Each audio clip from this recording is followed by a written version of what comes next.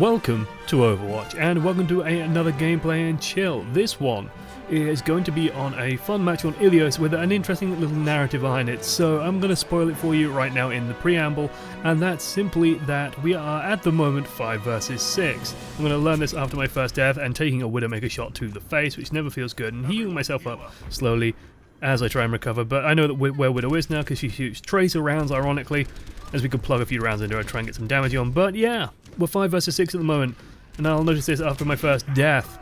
And that's because, well, the guy who's just left the voice channel has just left the game.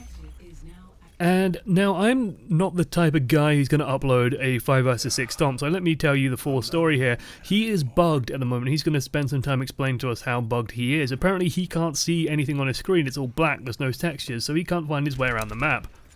And that's kind of a problem.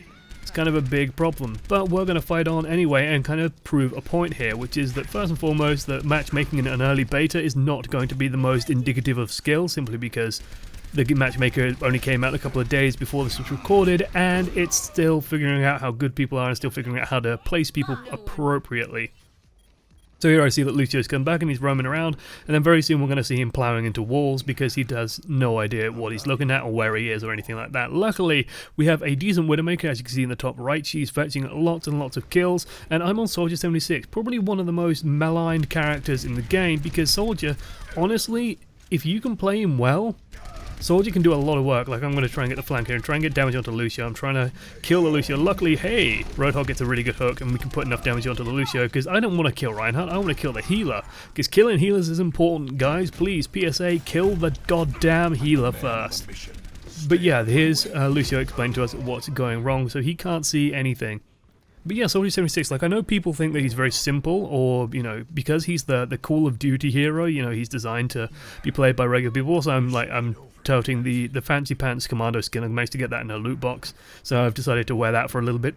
But yeah, just because he's like the Call of Duty or the Battlefield hero, you know, he's just got a kit very reminiscent of those games, that somehow he's brainless. But no, if you can aim and you can manage the recoil on the gun, he is so influential. And also, like, positioning the heal, his ultimate is very situational and it takes a little bit of finesse to use. Here I get very eager and I think, oh shit, I've just flubbed it, haven't I? Because Lucio, technically speaking, could have just stepped backwards, Reinhardt could have stepped forwards, and then I would have got nothing because Reinhardt's barrier would be in the way. Also, Reinhardt using Earth Shatter on just me when I'm ulting, which, okay, fair enough, but this is like a habit that I've noticed people doing. Reinhardt's have been Earth Shattering me. Reinhardt's have been just Earth Shattering me and me alone. Not anyone else, anyway. Not anyone else, like, you know, oh, they've Earth Shattered that one person. No, they've just been Earth Shattering me. I've become a magnet to him. You hear fire in the hole. Oh, there it is. Oh, hello, McCree. Oh, I just got to watch that roll past now and kill the blind Lucio. The poor blind Lucio on the point. He managed to find his way there and then immediately got exploded. Sad times for us. But still, we're on like 71% because A, Widowmaker's been getting kills, B, Roadhog's been getting kills, and C, honestly, the big reason why we've been doing this is they're not playing around their Reinhardt. So they have a Reinhardt that wants to stand on the point and wants to tank for the team. But look at him. He's on his own. Imagine if Reaper and Soldier 76 were stood behind him. Imagine if they were there. Imagine if they were helping him. Okay, sure, Reaper just got a kill on me, but you can sort of see the point that if you've got a Reinhardt, you've got to play as a team around that Reinhardt. Like, the moment Reinhardt enters the field, you've got to think, okay, can I use the barrier? How often can I use the barrier? Because right now, if you watch the top right corner, Farah's just got 2 picks before getting taken out. Our Widowmaker's got plenty of picks. I've been getting plenty of picks on targets that have just been overextending. And as a result, they just can't hold the point. And every single time, Roadhog just jumps onto it, gets a couple of kills, and then we clean up and take it. And it's insane. And yeah, you might be able to hear in the background very faintly, by the way, that I've left the voices in, but I've like vastly reduced the sound on them. I used to just like mute the audio whenever someone was speaking, but do let me know what you think about me either keeping it low. Is it distracting to hear other people talking in the background, or do you want me to just like leave it as it is, or mute it more? Well, quiet it down more, that kind of thing. It's one of those things that, you know, I'm kind of on the fence of having the audio just cut, but then if someone's talking a lot, for example, it can just have a long period of silence, it's kind of awkward. But having people talk and I'm talking as well can be a little bit distracting. Here they have a really weird pick. One of them decides to pick Bastion for some reason, even though they're about to lose. Bastion on this map is just awful because the sightlines on, I still call this map Ilios 3, but it's technically Ilios Ruins. The sightlines on Ilios Ruins are just enormous, so that's not going to work against Soldier 76, Farah, Widowmaker, and a Roadhog as well. It's just not going to happen. So he managed to take the point. They've also swapped into a Winston as well, which is kind of easy kills for me and Roadhog. And hey, you know, Lucio also got off a sound barrier that worked, and I'm thinking, hey, is he back? No, he's not. He's still bugged, unfortunately.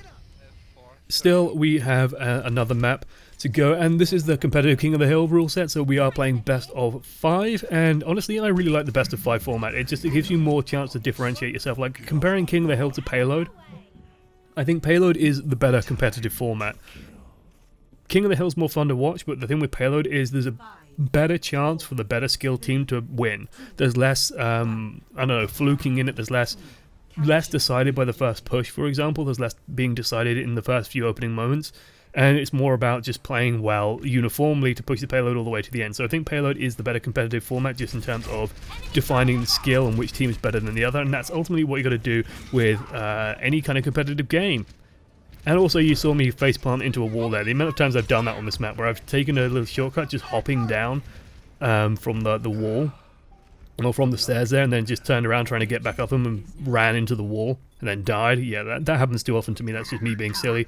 Still doing some good work in here. We're just going to try and push back in, try and get the thing, but it's 5 versus 6. Like, Lucio is around, but he's, well, right now he's skating into a wall because he can't see, which is kind of a problem.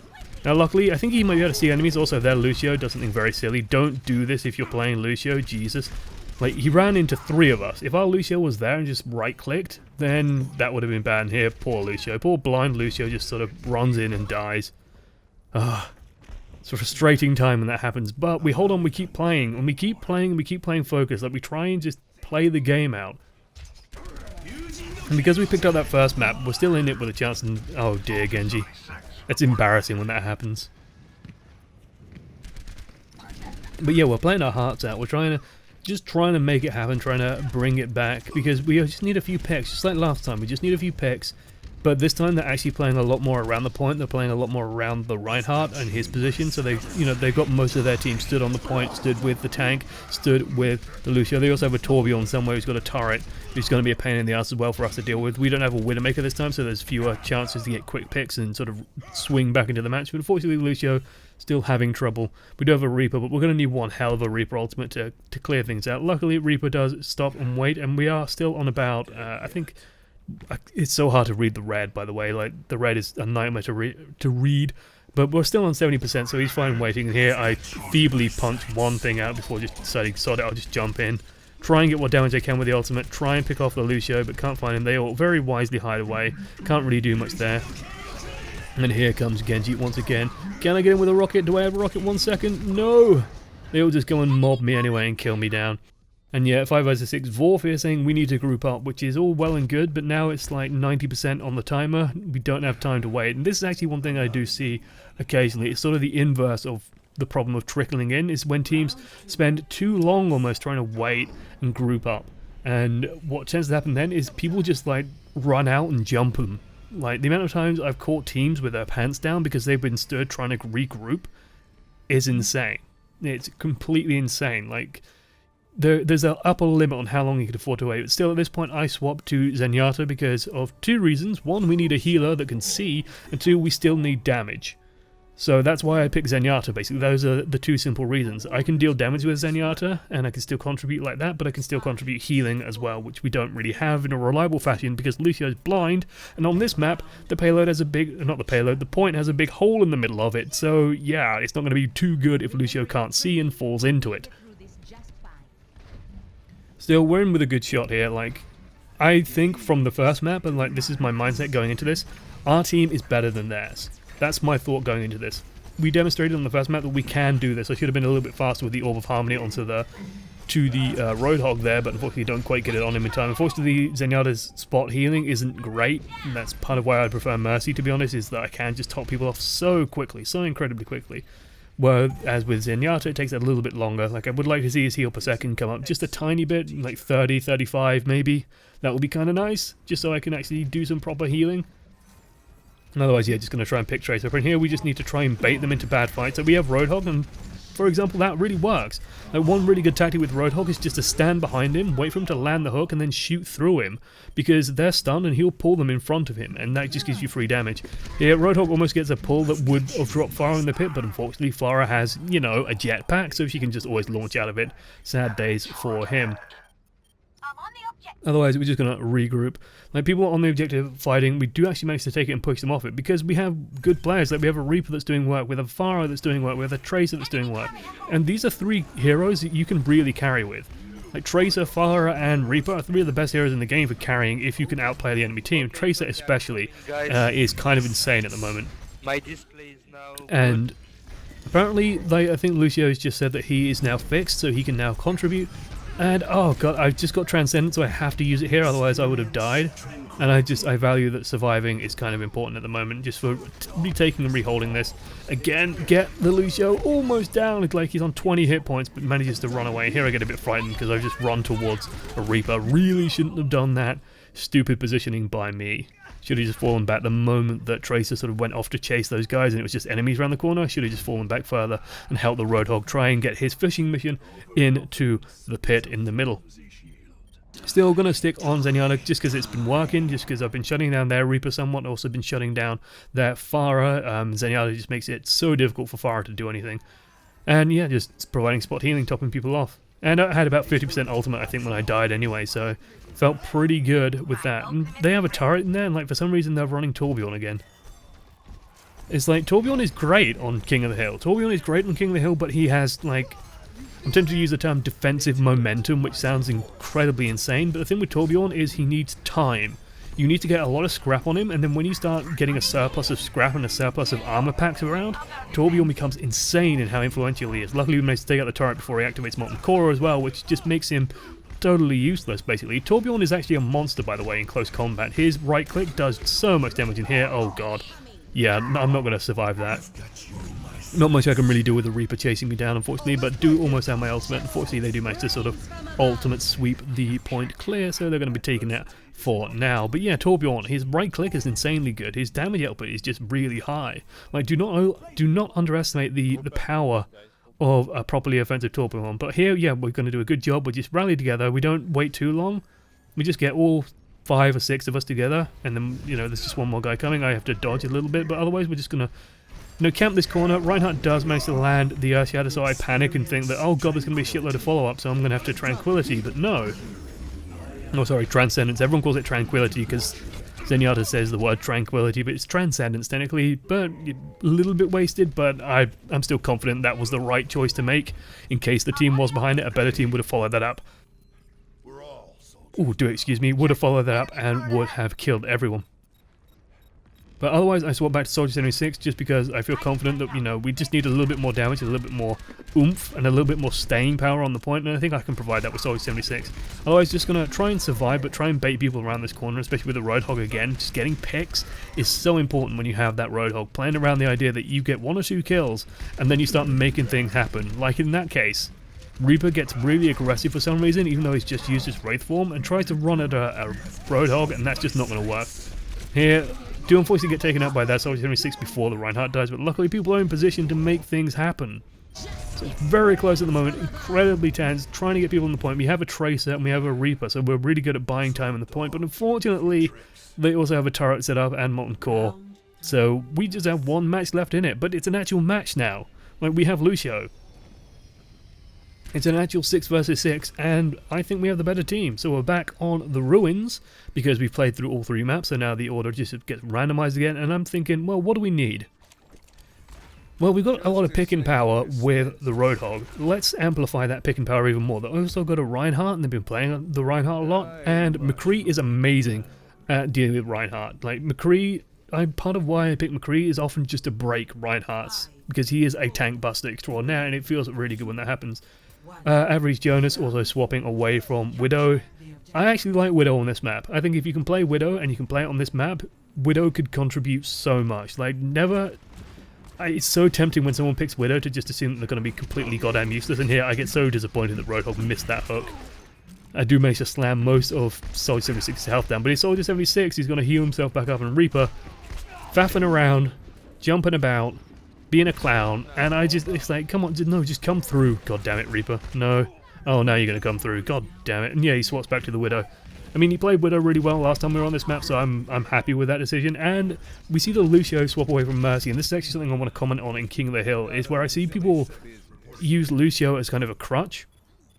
Because what happens is Lucio gets you to the point incredibly quickly on that first spawn, and here I'm wondering, like, why is Mercy running in front? Mercy, where are you going?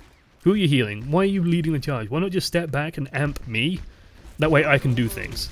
That way, at least I have some protection for you, and instead, I just get mobbed by 3 people that are overextending, which never feels nice. But yeah, Lucio on King of the Hill, he gets you to the point nice and quick. He's very good for the first push, but swapping off him, even after the first sound barrier, like just wait till the first sound barrier, drop the first sound barrier, and then swap onto something else, because Mercy is really damn good at King of the Hill, simply because everyone's going to die around the point.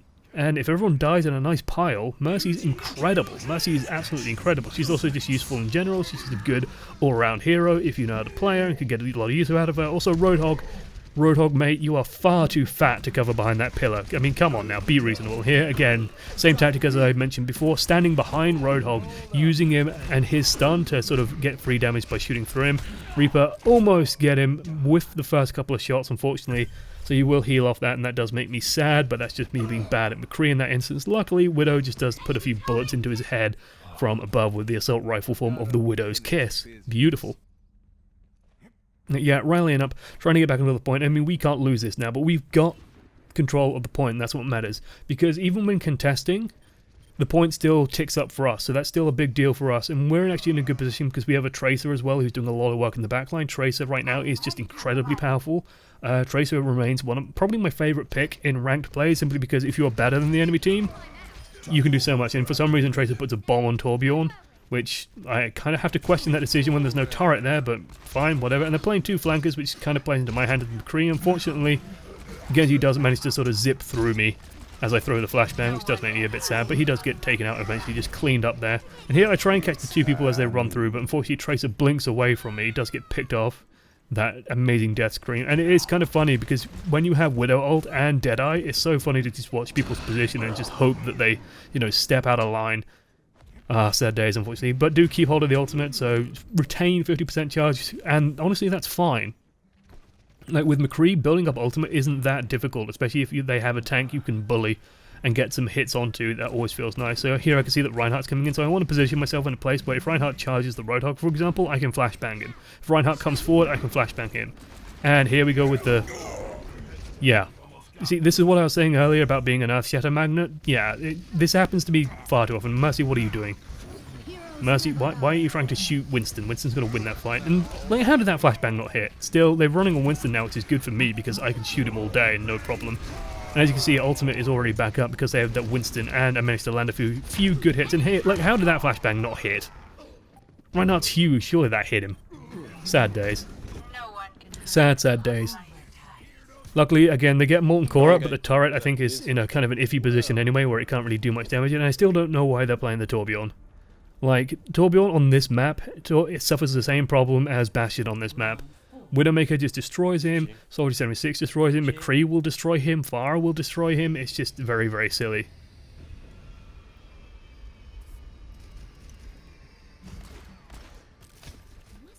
But match point and back to the what I call the Sparta map, Ilios 2, the pit, the death pit. Everything to play for on this map, and I really do like McCree on this map simply because controlling the choke point in front of the control point is so vital, and McCree is so good at doing that, especially if they're trying to push through it with the Reinhardt. McCree can be so influential there and so powerful. By the way, I will talk about the changes in the recent patch in a full patch breakdown. Some interesting decisions in that, and some interesting changes that some people might not understand fully what it means. Just like with McCree having a longer delay before he can start firing, so I'll explain that and explain why that's important and how it works and how it influences thing. And here, like trying to get damage onto the Reaper, we do manage to take him out. I think just Roadhog just kills him. And unfortunately, I don't think my flashbang had much influence. Luckily, again, this Reinhardt and Lucio just seem to have the complete anti-synergy. Like they work against each other almost actively. And hey, 3 kills for me. I feel pretty good about that. Damage amp on me, and here's me flubbing like a shitload of shots. As McCree, this is actually one thing with aiming in McCree, and one thing I've learned as I played him more and more and more, is you've just got to like, don't try and do what I do, which is over-aim. Just put the crosshair in front of the target and then let them walk into it, basically. That's how you aim in Overwatch, especially because it feels like the netcode does favour leading the target slightly in this game.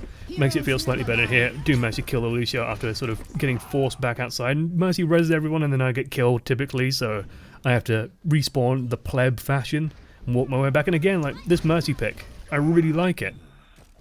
I really do like it. I really like Mercy on this map. Lucio can be very influential. Don't get me wrong, a good Lucio can do a lot of work, but a really good Mercy with a Roadhog to battery off, you're just never going to get pushed off the point because you can just keep resin and keep resin and keep resin.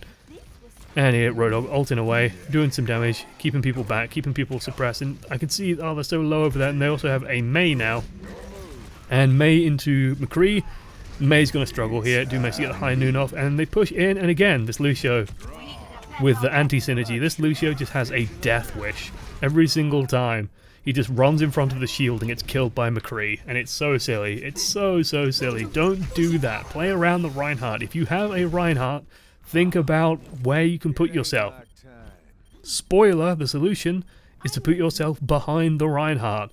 Makes him effective, makes him do a lot of good work. It's a very powerful way of playing. Even with sound barrier up, just do not go crazy, because Deadeye does not care. Well, it does care, it takes longer to charge, but because sound barrier depletes as well. And here I'm like looking at him and just thinking, oh yes, I can remove that shield for you, Reaper. Oh no, everything went very bad very quickly. Luckily, like, Reaper got off enough of his ultimate that he won't have any charge left over, and now we trade a Mercy for me, but hey, I can shoot the fire out of the sky. It feels pretty good, man, because she's not moving, so it's an easy hit for me. And here we're gonna, I think, have a little demonstration of why McCree is good against Mei. Like, I whiff like every single shot imaginable and still manage to put enough bullets in there. Mei's very good against anything that wants to kill her slowly, but if you are landing stuns, and here we see again, how many people were stunned by that Earth Shatter? One. Who was stunned by that Earth Shatter?